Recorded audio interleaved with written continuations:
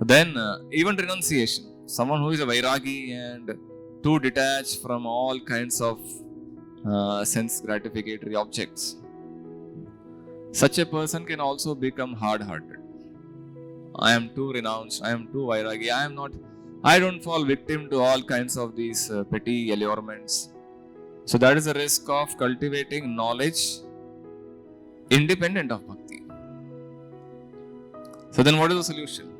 Should we give up cultivation of knowledge and renunciation? That also won't work. Because bhakti should lead to renunciation of knowledge. So therefore Rupa Goswami recommends Yukta Vairagya. Yukta Vairagya is Anasaktasya Vishayan Yatharham Upayunjata Nirbandha Krishna Sambandhe Yuktam Vairagyam Uchite. So accepting things that are favorable for my practice of bhakti and rejecting things that are unfavorable. That is Yukta Vairagya.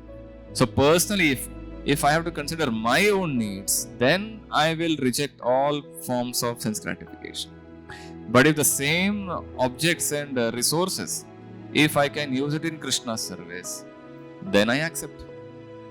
So the two extremes are, one indulges in too much, one keeps on accumulating so many resources, wealth and other objects, and doesn't utilize it for Krishna's service. And in this way gets entangled in all those objects. And the other extreme, as Prabhupada says, false renunciation, Falgu Vairagya, which means you see good objects coming to you, some resources coming to you, and which can be nicely utilized in Krishna's service, but because you are falsely renounced, you reject them as useless.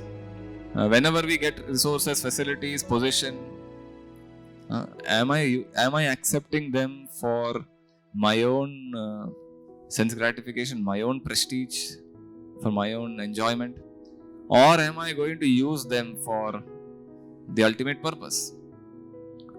If that check and balance can be done, then we can be careful. Sometimes some things can be used for Krishna's service, but I may not be in a position to not get entangled in it.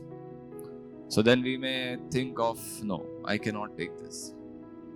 So in this way, when we accept things for the purpose of serving Krishna, then we get purified. Our anarthas get purified. Similarly, wealth and followers, Rupa Goswami says, can be an impediment.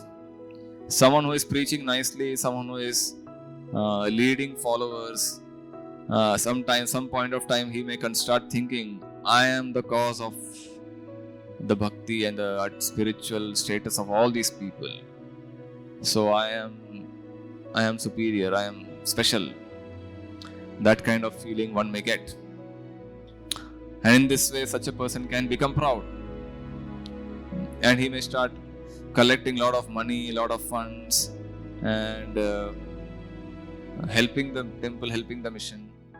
And in this way, he thinks, I need a special position, I need recognition. So that also can be a risk.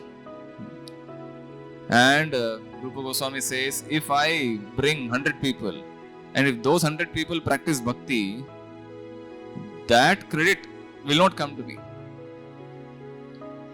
I can't say 100 people I have brought and those people are chanting 16 rounds, or 16 into 100, 1600 rounds is my credit. I cannot say that. So that is there, that goes to them. That credit goes to them. Whatever devotional service they perform, it will go to them.